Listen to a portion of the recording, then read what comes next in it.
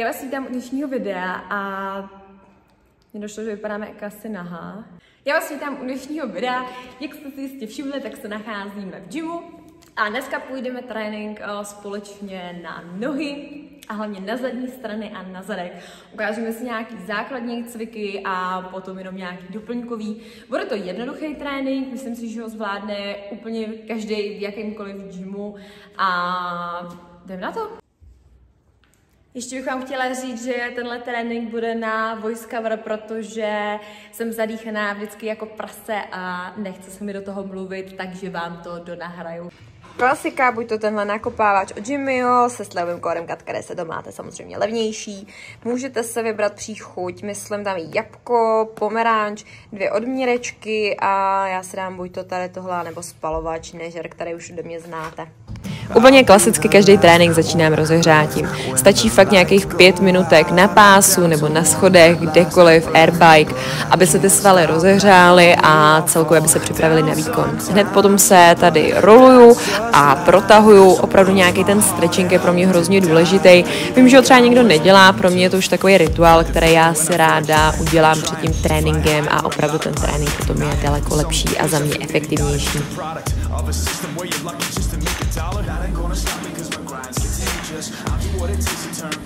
Tady přecházím potom do fáze aktivace, kdy vlastně ještě rozehřívám ty svaly, aktivuju ty svaly a vždycky, když jdu na nohy, tak si dělám nějaký předkopy, zákopy, většinou fakt nějaká lehoučká váha, nemusíte tam tahat prostě velkou váhu, je to pořád jenom aktivace.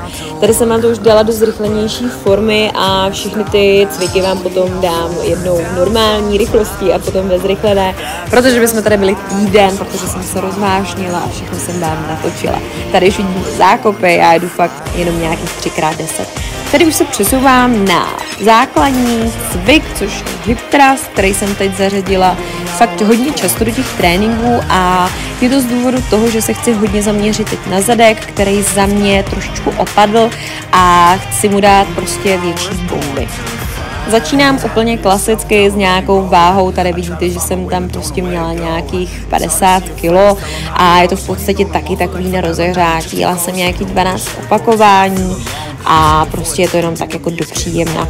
Tady už jsem si musela zhodit svršek, protože prostě, i když je venku zima, tak při tom tréninku vám zaručuju, že se rozhodně zapotíte. Tak tady už jsem si přiložila na nějakých 70 kg a vlastně já si přikládám tak nějak, abych to pořád vlastně dokázala zvednout a když mám hodně náladu, tak si potom na konci toho tréninku tam dám nějakou raketu a samozřejmě třeba si dám nějaký PR.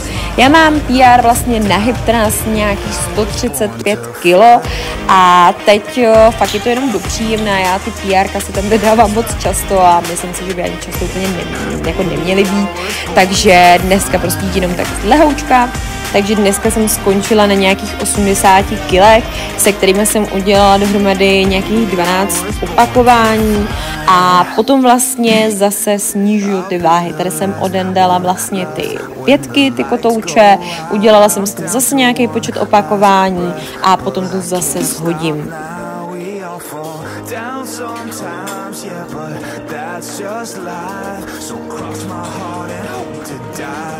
Já vždycky při každém cviku si na konci prostě shodím zase na tu úplně základní váhu a udělám s tím takový jako pumpovačky. Prostě nepočítám to a udělám jenom, co zvládnu, co se do mě vejde. Tady se přesouváme na můj oblíbený leg press. Já leg press fakt jako nikdy nevynechávám. Když jdu nohy, tak pro mě je tohle opravdu taky jeden z nejzákladnějších cviků, to se týká třeba strojů a opravdu nikdy nevynechávám. Hlavně se v něm nádherně můžete posouvat rychle dál a dál, takže za mě prostě je jeden skvělý cvik a najdete ho hlavně úplně všude. A tady jsem si to nechala, protože ten záběr na záda mě strašně těšil a tady jsem si už naložila trošičku nějakou lepší váhu a zase jsem si odjela nějakých, myslím, 15 opáček.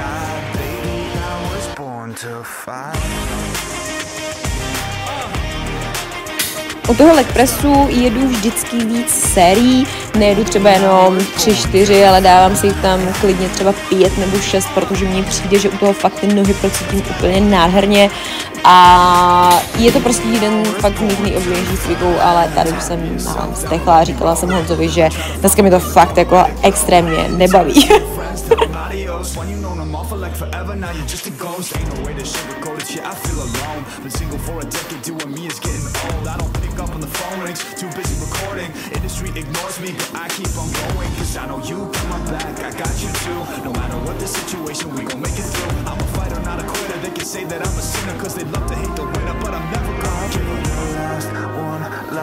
When the lights go out, I'm down to one last breath, but I can't stop now. We all fall down sometimes, yeah, but that's just life.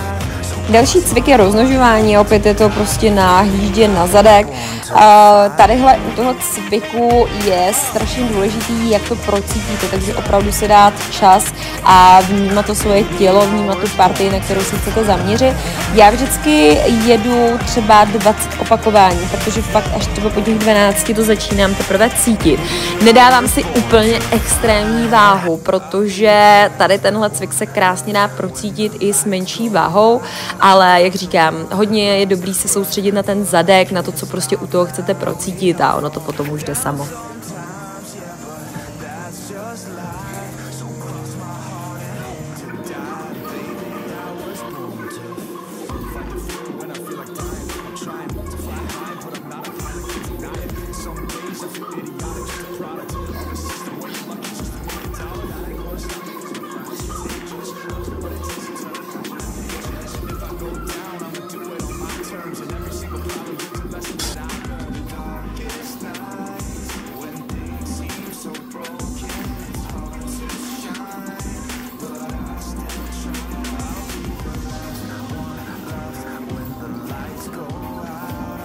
Já jsem vám tady schválně nechala takhle zrychlený všechny ty série, protože fakt už jsem tady absolutně nemohla, ale musela jsem vám to tady nechat, že prostě i přes tu bolest musíte jít.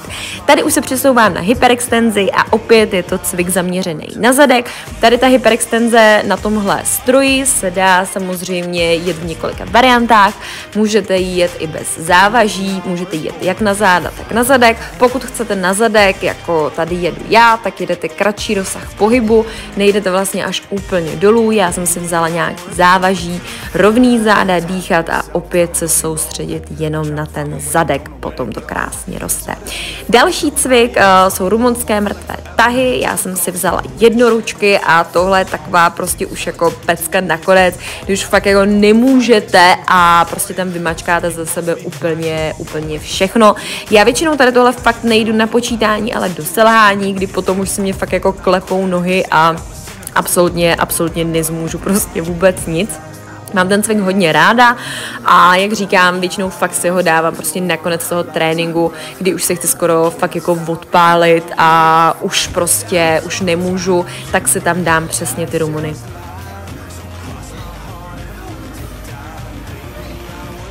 A taková chuťovtička nakonec jsou samozřejmě lítka. Já si myslím, že bychom to neměli opomíjet my holky v tom tréninku, navíc mě ty lítka fakt jako baví a už je to taková prostě jako sranda nakonec.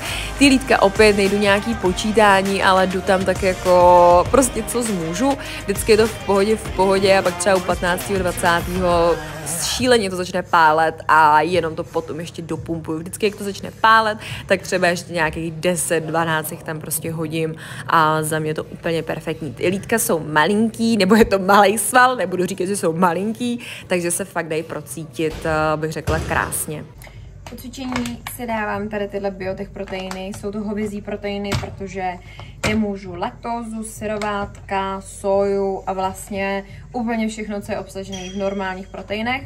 Hledala jsem strašně moc proteinů, zkoušela jsem hráškový, rýžový, i některý hovězí jsou strašně hnusný. Tohle je první konečně protein, který mě chutná, který má fakt dobrou příchuť a nechutná to, jak když cucáte krávy vemeno nebo jak když pijete písek. Není to žádná spolupráce, prostě mi chutnají, jsou dobrý, takže to dobrý.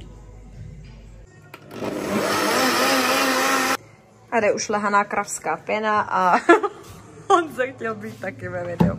Co pak je? Co pak chtěl? No, to jsi pusinka. To je všechno? Ruku líbá, mladá paní. Krásné. To je z dnešního tréninku úplně všechno.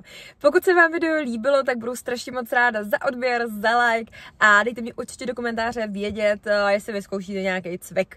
Já fakt teďka ty nohy, ne že flákám, ale hrozně mě ty tréninky prostě nebaví, takže vždycky zůstanu u nějakého základního cviku a hodně obměňuju prostě ty doplňkový, aby aspoň trošičku prostě to bylo nějaký zajímavější pro mě.